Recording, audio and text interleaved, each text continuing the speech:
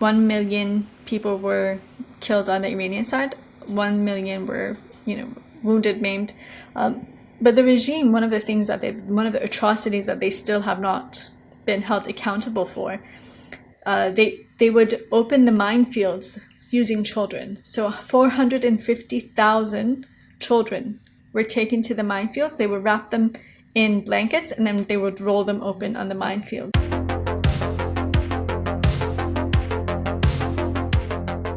Ladies and gentlemen, welcome back to What Do We Do Next? I am honored to have today's guest on for a lot of reasons. I think the conversation that we're going to have is really important, but more importantly, this guest has inspired me to be a stronger and better person inside of our own resistance, whether that be personal, political, or professional. And so I hope that you take the same inspiration from this conversation as I know I will.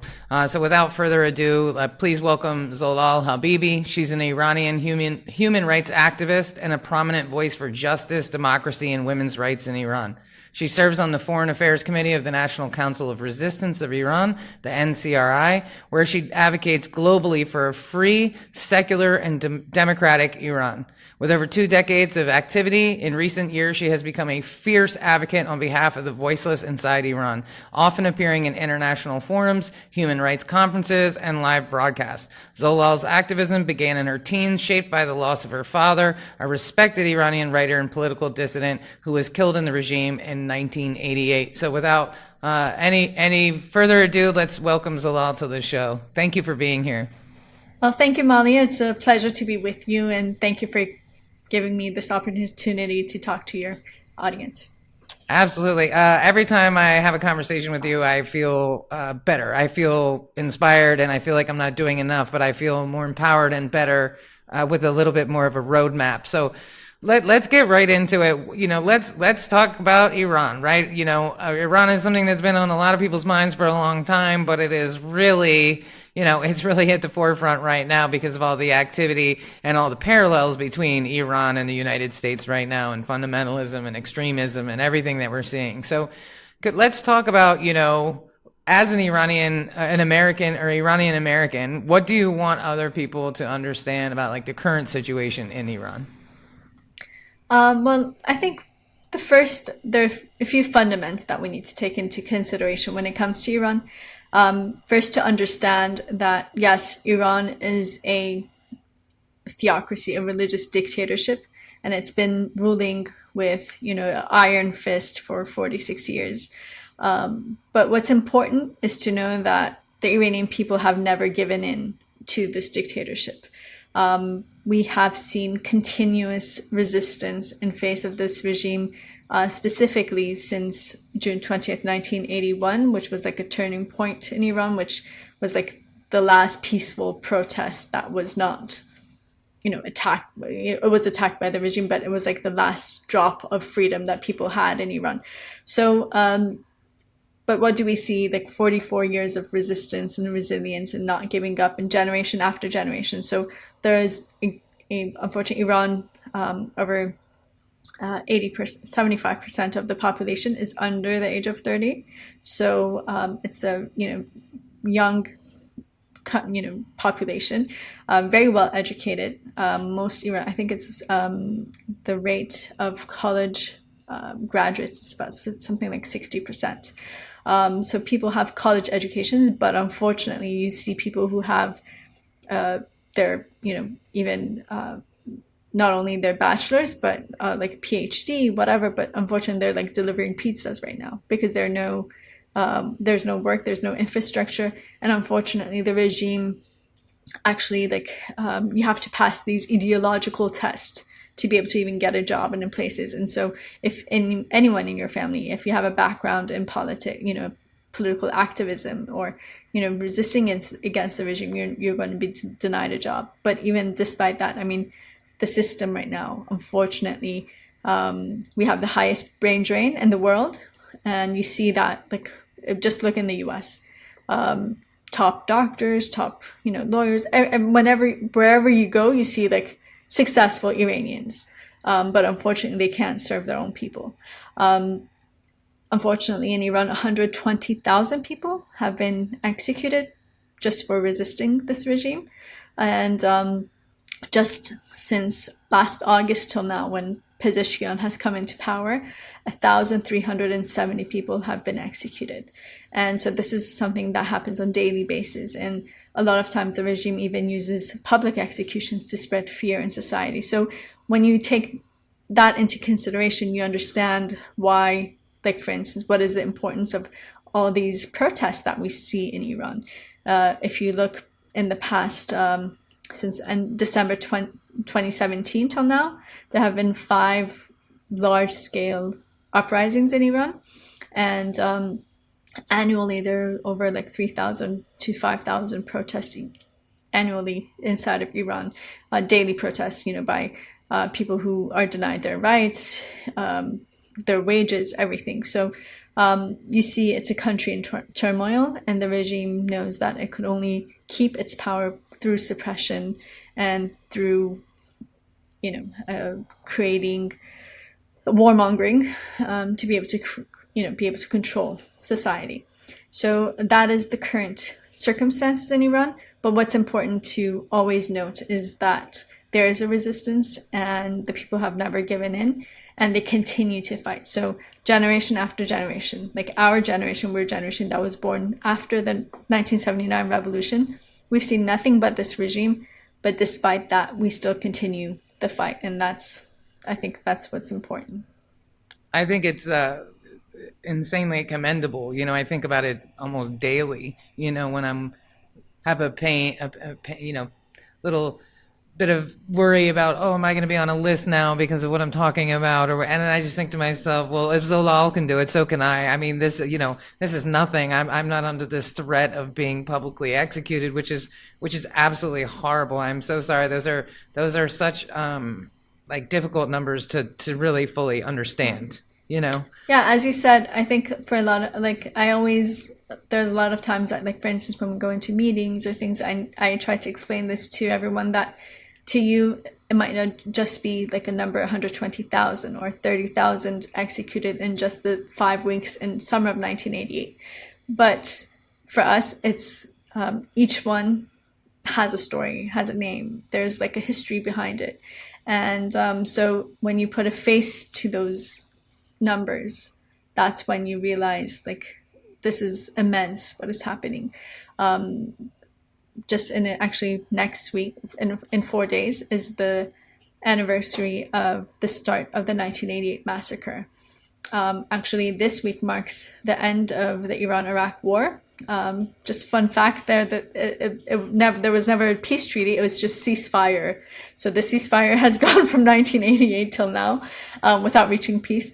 But the reality is on the ceasefire was announced on, I think, the 17th, and then it went into action on the 19th at the United Nations. From the day of July 19th, the first death committees were formed by Khomeini, because he knew that after ending an 8-year war, that with it he had silenced every form of, resistance or opposition, that there's going to be, retaliation from the people, because finally the war has ended. And so what he did was he gave a fatwa, which is a religious decree. And based on that, as I said, 30,000 people were executed that summer. And with courts that lasted 1-2 minutes. Some of them had, all of them had actual prison sentences already. But despite that, they were still executed. Some of them, their prison sentence had ended, but they still had them executed. And some, they had been released even. They went and re-arrested them to have them executed, because Khomeini knew that this is the generation that could bring about change. And so that is something that, unfortunately, every summer is a reminder to all of us of all of those who were slain. And who stood their ground, because they were given that choice.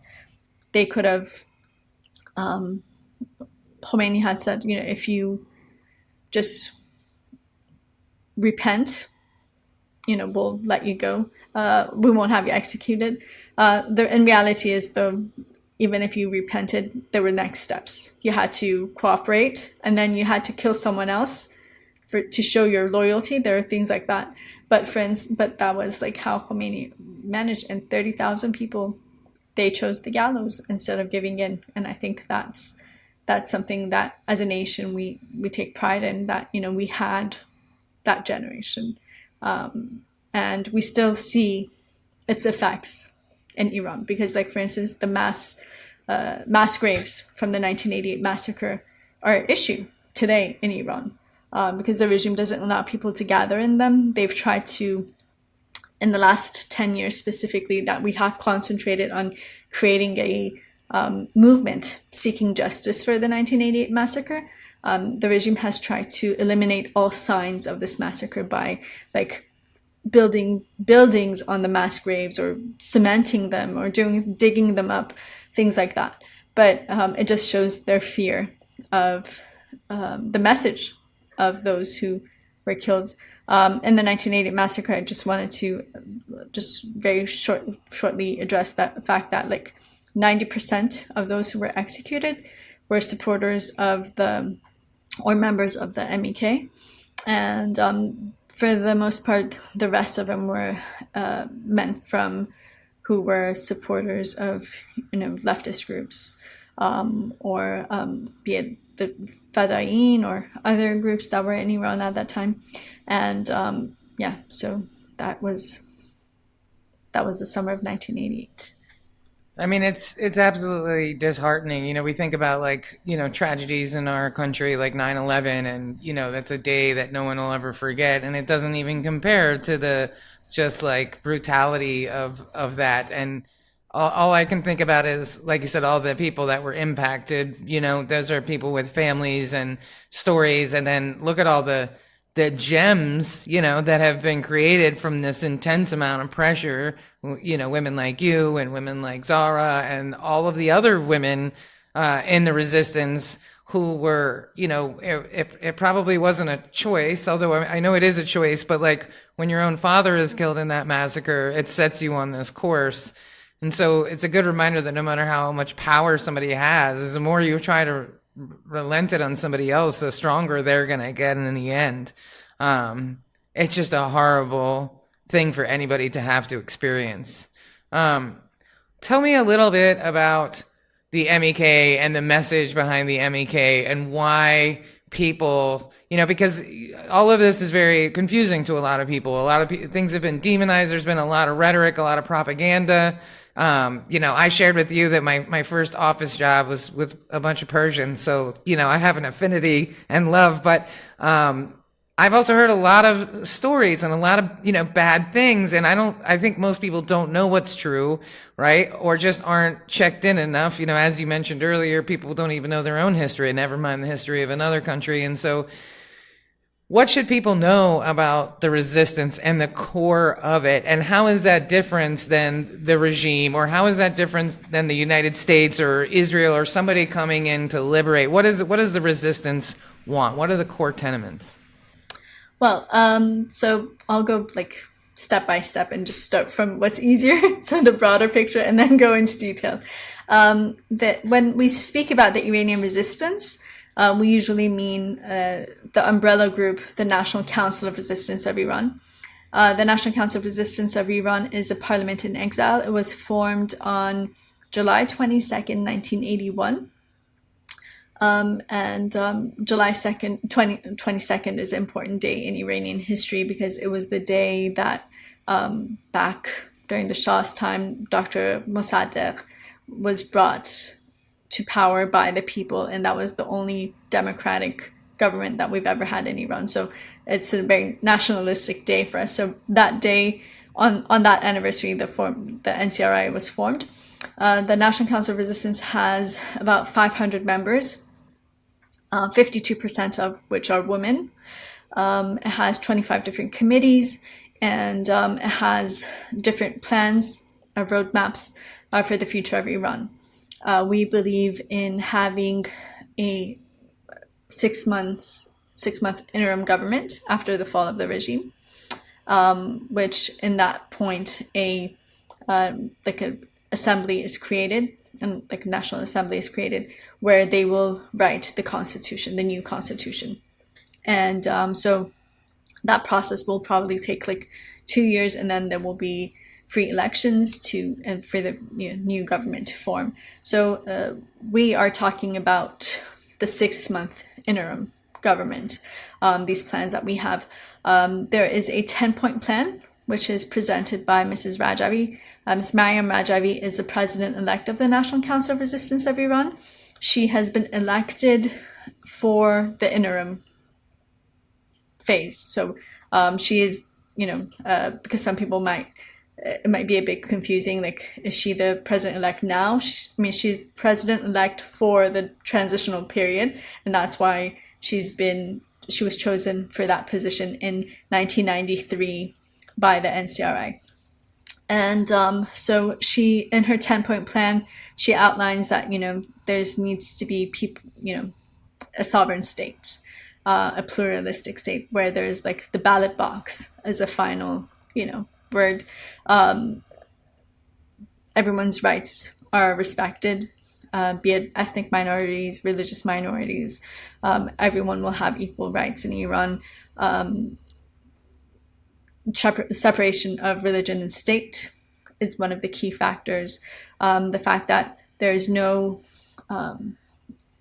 torture or execution in Iran after the fall of this regime. So the end to the death penalty and all the suffering of the Iranian people, and to build a independent judicial system and based on international laws. And then, like, for instance, women's empowerment, not just equal rights, but in fact, in a way, it's like equity. So we believe in empowering women, and that's a major factor in our resistance movement, which I'll explain later. We believe in a free market economy for the free Iran and a non-nuclear Iran. So there, these 10, it's like the basics, but we also have like more complex and complete roadmaps. We have also the, aside from like just respecting the rights of ethnic minorities, but also like the autonomy of like the different regions of Iran, like for the Kurdistan or Baluchistan and whatnot. And that's an important factor too, because unfortunately they've been systematically suppressed under the tyrannic rulers that we've had over the last 100 years. So that is also in place. So we have that. We have a 12-point plan specifically when it comes to women's rights, because women have been the number one victims of this regime, and they've been treated as second-class citizens. We have a whole plan about the autonomy of Kurdistan and whatnot, or like, for instance, separation of church and state, or religion and state. So we have that also. Those plans are all available on the website of the National Council of Resistance too. So that's like the general outline of the NCRA. What's important is that there are different parties and representatives of different, groups in the NCRI. Even though the largest group in the NCRI is the MEK, but all the groups and individuals, they actually have equal rights, equal vote. So all of the MEK has one vote, and like a group that has a few members also has one vote. So that way we've tried to make it like a democratic system. So that's about the NCRI. As I said, the main group under this umbrella is the MEK, the People's Mujahideen Organization of Iran, or Mujahideen Khalq. It's an organization that was formed by 3 students back in 1965. And they fought against the Shah. And unfortunately, the founders of this movement were all executed by the Shah.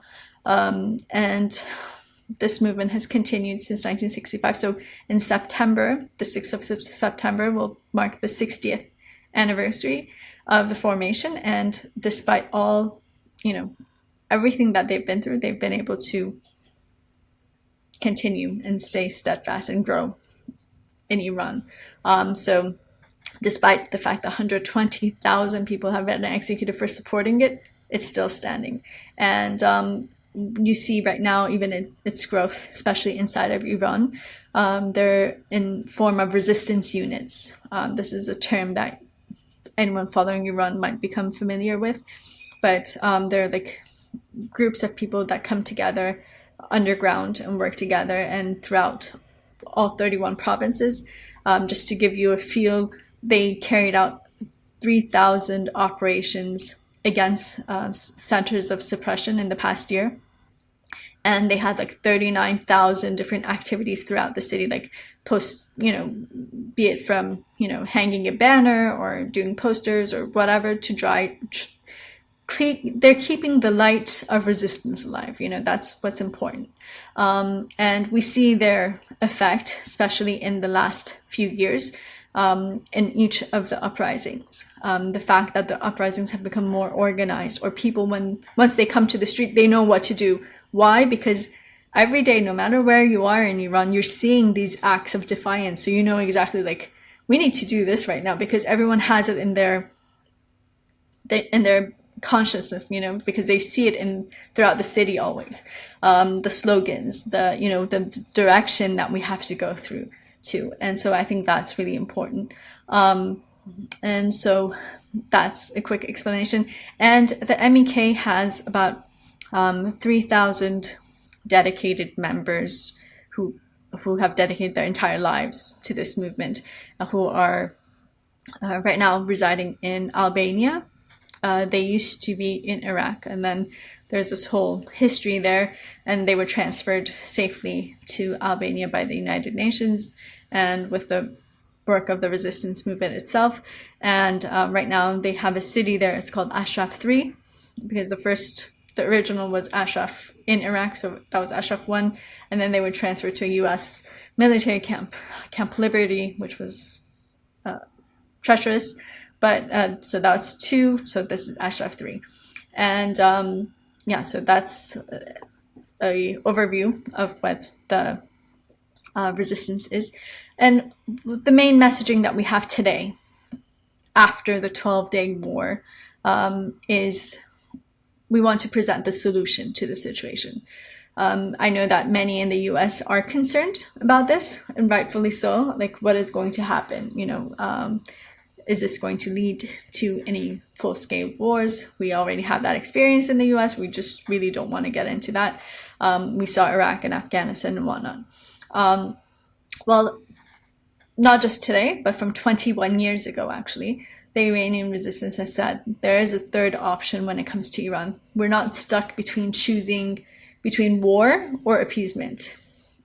You can't, unfortunately, the Iranian regime does not understand diplomacy.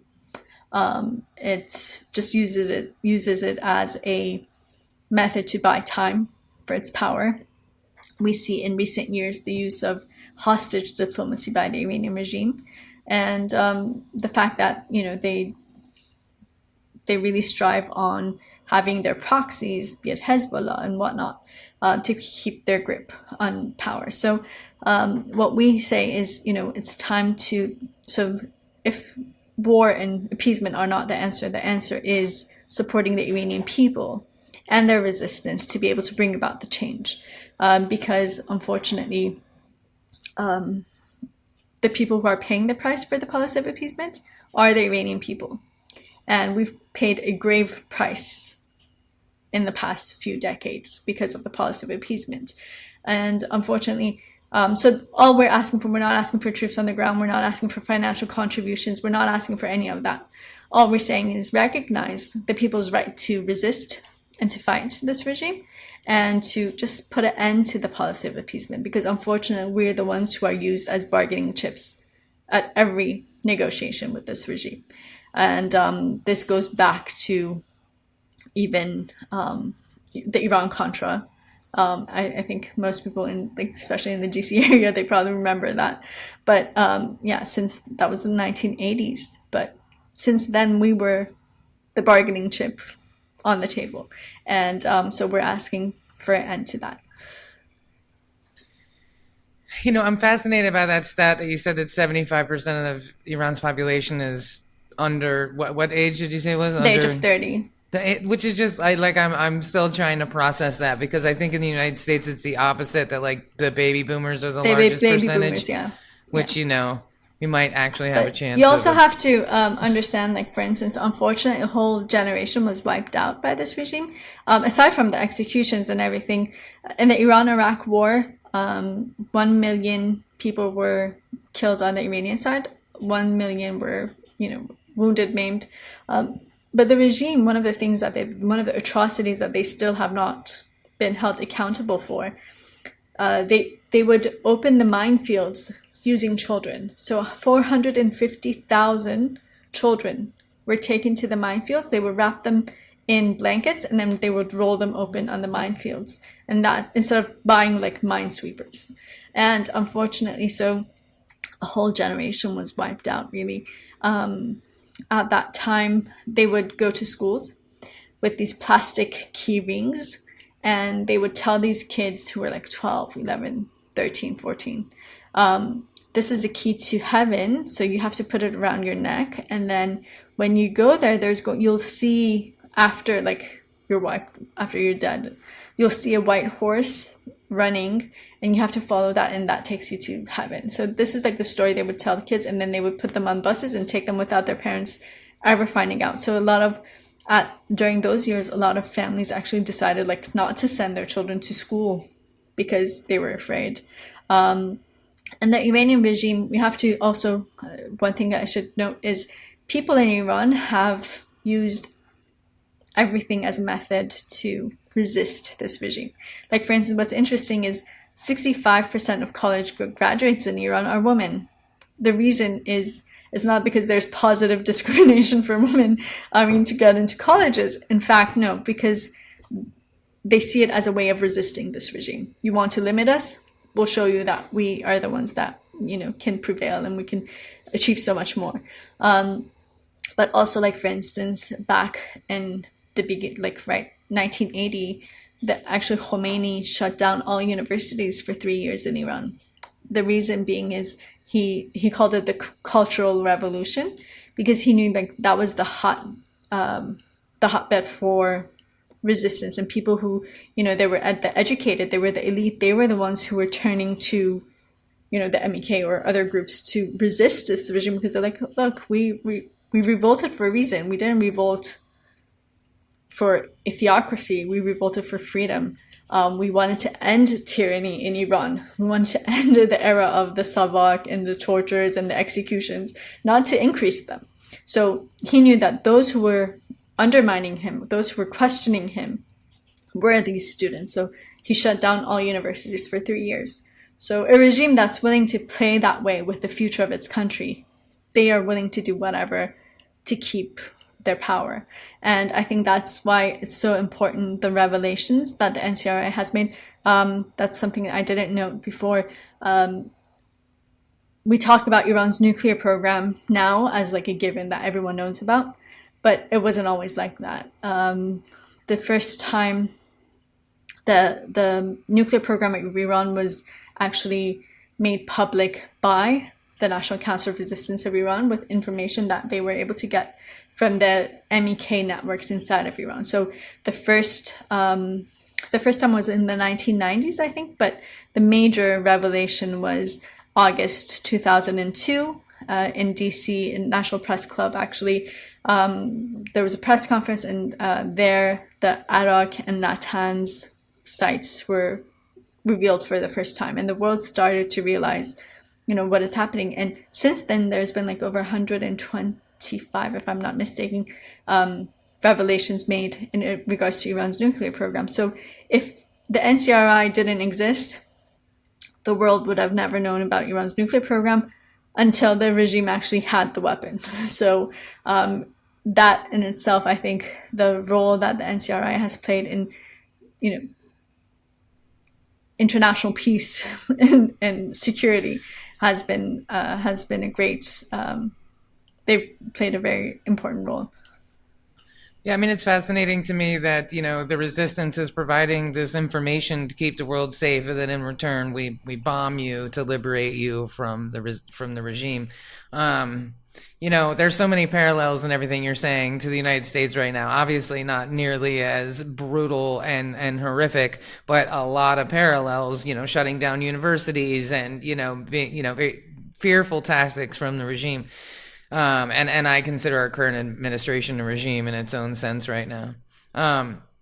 Do you think there's real hope for change in Iran? Do you think that, it would seem to me that if you have a younger population under such horrible reasons, but are they a little more fearless? Are they a little ready to join Fight Club? Like, well, why not? You know what I mean? Like, we got nothing to lose and we owe it to our ancestors. Are you seeing like that build? Because to me, it seems like if you really want to mess up your future is create enemies like that, right? And the regime has created generations of enemies. So what do you think is possible? Actually, I think that more than ever before, we are close to that final overthrow of this regime. And in reality, I think that we've seen the uprisings inside of Iran evolve. Like 2022, I think, caught the world's eye. What the women of Iran are capable of, what the people of Iran are capable of. It wasn't just women, it was everyone. But the fact that the women, people saw, one of the main slogans of this resistance has been women are the force for change. And people saw that in practice in 2022. But,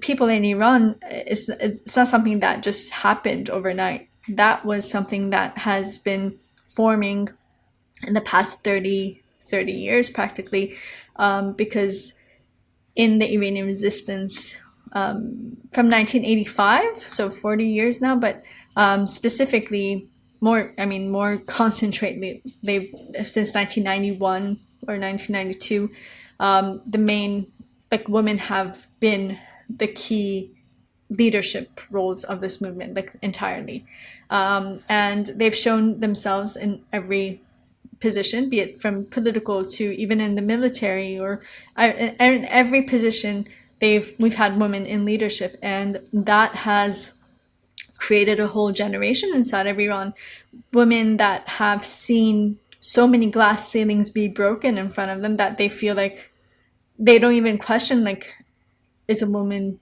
capable of doing that? Unfortunately, even in the US, we still don't have that. For instance, still there's these taboos, why haven't we had a female president yet? But in the Iranian resistance, they made that decision that a woman needs to be the president for Iran back in 1993. So just, decades ahead of the world. So this is something that has empowered women in Iran. Also hearing the stories of the women who have resisted under torture, under the harshest situations.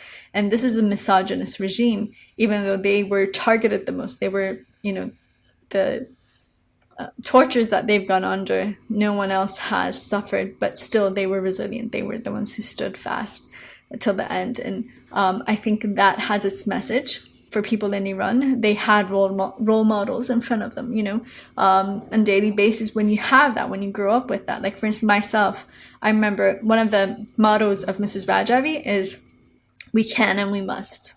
So the first time she said that, I was 12. And I remember throughout school, everything in our household, whenever we thought something is impossible, we can't do it, everyone was like, "No, we can and we must." So we have to. And I think that it might seem like just a slogan or something that you might even joke around about sometimes, but it really gave us that feeling that, is there anything that's not possible? Because we've seen miraculous things happen. We've seen things that no one in the world thought we would be able to do. We've been able to do it. So that, I think, gives the Iranian people that hope and that ambition that they do have the power and the capability and the capacity to bring about change. And as you said, what do they have to lose? Unfortunately, that is the situation. I don't think anyone sees a future for themselves in Iran.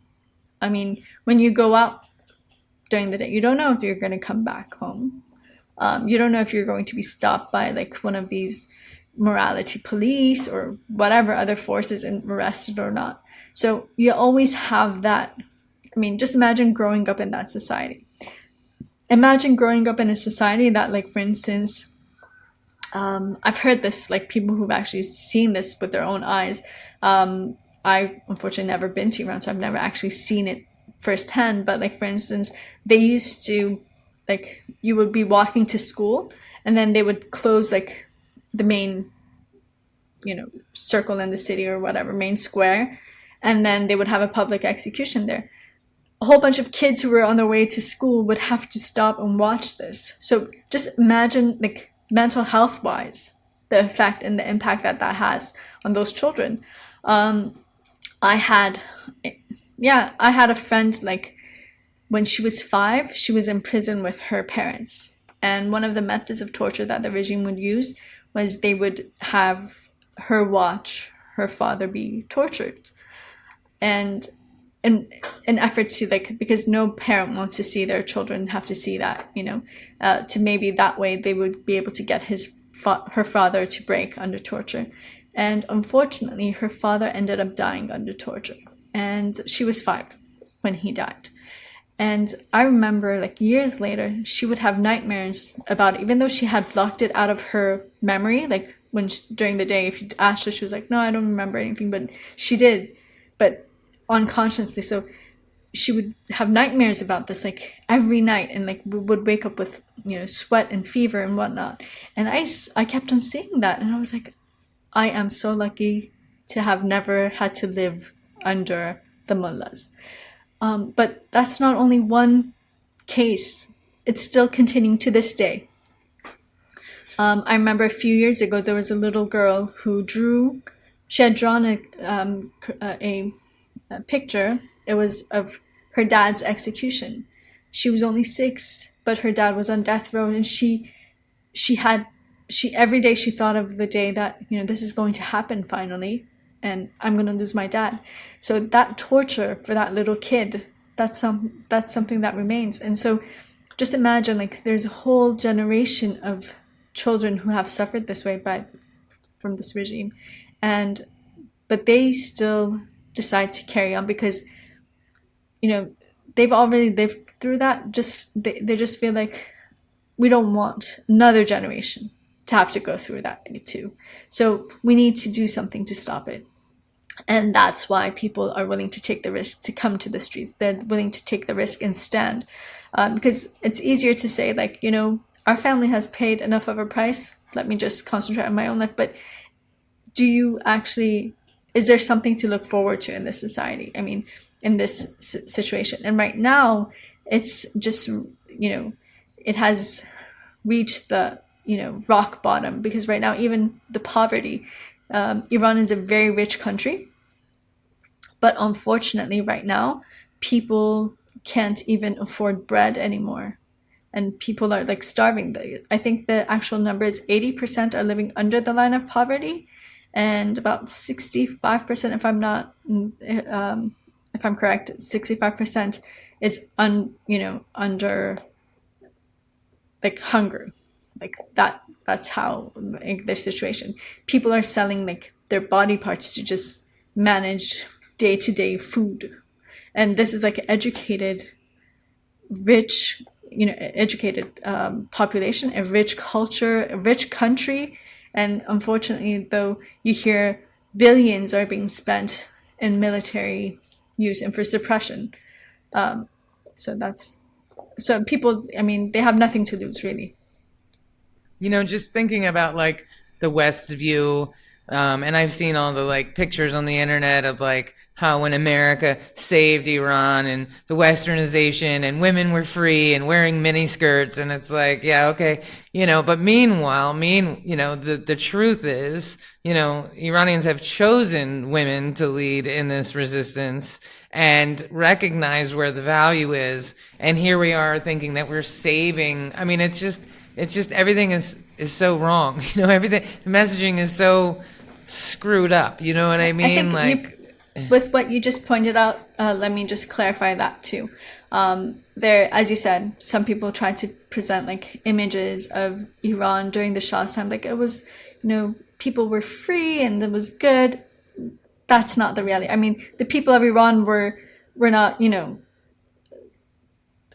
there was a reason they had a revolution, because it was a dictatorship. I mean, during the Shah's time, unfortunately, the Savak the amnesty reports still exist. People still exist who have the scars of torture. I've personally seen the scars of torture on people's bodies. Like my dad, he was a law student in Tehran University. And back then, like those who were more revolutionary or whatever, they would go to the mountains.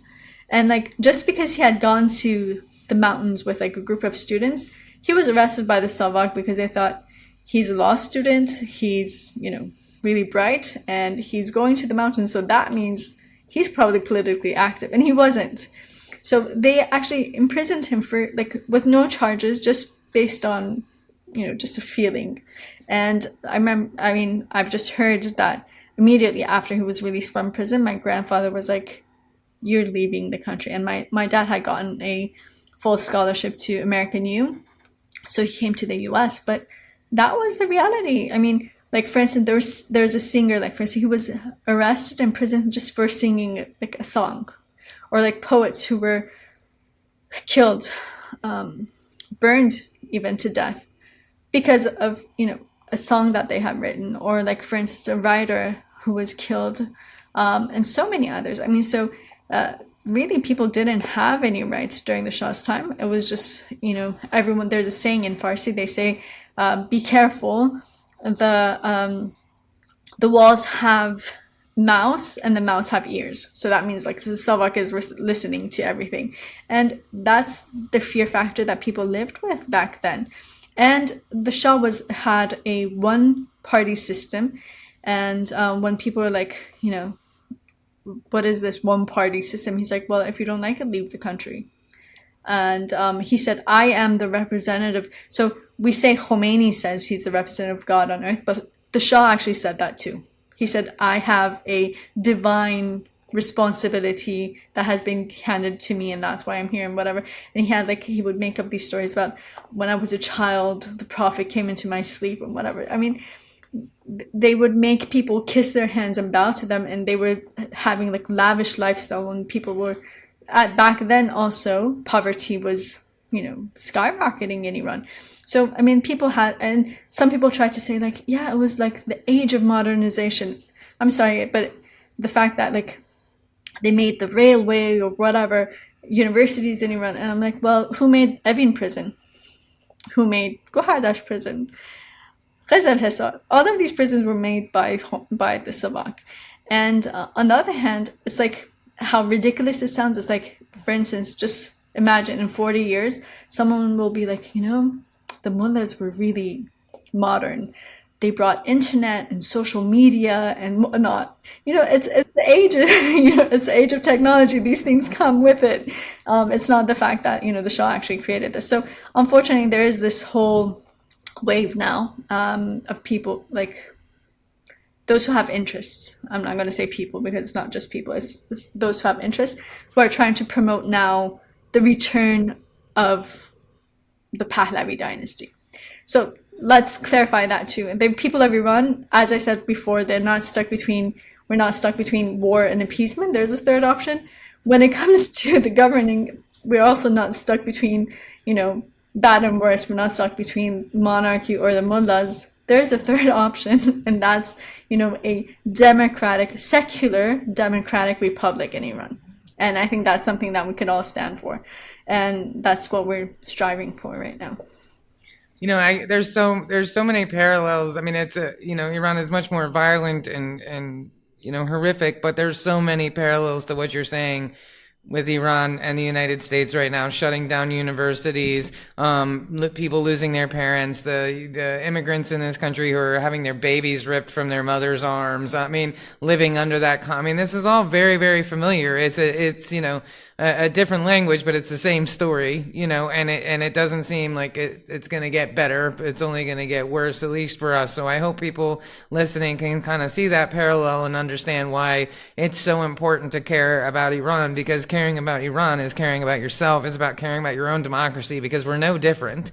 I mean, you are much more educated and well-spoken and experienced and, such a fierce member of the resistance that I could only hope to be one day, but at our core, we are the same. We're humans on this planet trying to get through the day and just have equal rights and, not live under this fear. So, but before we wrap up, and I really appreciate you taking time to spend with me and explain these things, because I know I'm not the only one who doesn't really understand.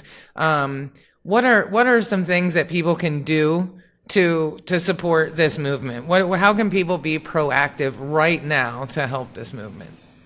Well, I think first and foremost, what you just pointed out right now, learn more, educate yourself, understand the whole climate when it comes to Iran, because as you said, I think understanding how to resist in front of a dictatorship has lessons for everyone anywhere in the world, and it's something that you could learn from. So, and also share, this messaging and everything. I think just one thing when it comes to learn more, go to the main source on the information of the resistance itself, because unfortunately we are the number one target of smear campaigns and propaganda by the regime, and as I said, we've been used as the bargaining chip. So one of the bargaining chips that is always used is hit pieces and smear campaigns against us to have, like, for instance, hostages freed. That just happened in March of this year, and last year in June in France. So this is unfortunately part of the game, unfortunately. So learn more about it and share that information. Try to raise awareness yourself. Contact your local media, ask them to cover this issue, contact your lawmakers. Right now, the majority of the U.S. House of Representatives has supported this movement, and they continue to do so, but raising that awareness and showing support for that's really important. And then taking part in gathering events, protests, picket lines, whatever that are available in your locally for you in whatever cities that you are living in. The Iranian community there is very active. We're active in about 40 states. So most states are covered, but we do have local activists, and you could also learn more from OYAC or things like that in the US. Just I think each one of us can play a role and we could be effective, and just understanding that could really help. Well, I agree. Well, thank you so much for being on the show today. I've learned a lot in the last couple of weeks, and I have been really inspired. As I mentioned, I often think what would Zolal do or what would Zara do, and to be fighting against this resistance essentially your whole life is just so inspiring, when so many of us are afraid to even say anything or post anything or even bring it up in a social circumstance because they're afraid of whatever. And so you give me a lot of bravery to go out and fight for what I know is right, because it could never be nearly the sacrifice that you have already made and so many people have already made. And so thank you. Thank you very much. And I've also had a whole bunch of role models, so it's not something that just comes from me, but thank you very much, and your support and your solidarity means the world to us. Thank you. Thank you. I will make sure all of the links for you and the organizations are in the show notes so people can check out the website and connect with you directly. Thank you again for being on the show. Thank you to anybody listening in. I hope that you are learning from these episodes. I feel really grateful and lucky to be able to have these conversations, and they were wildly important to me that I got them right. And so I hope I've at least cracked the door open for you to do a little more research and maybe feel a little more brave when you're worried about saying something political the next time you're in whatever room it may be in, because the alternative is a lot more grim. And if we don't speak up now, especially as women, then we can see what might happen. So on that note, thank you for tuning in. Please consider joining the Substack, downloading the episode, do all of the things. If you have a guest for the show that you'd like to recommend, please send them my way. And thank you for your time and patience, and we will see you on the next one.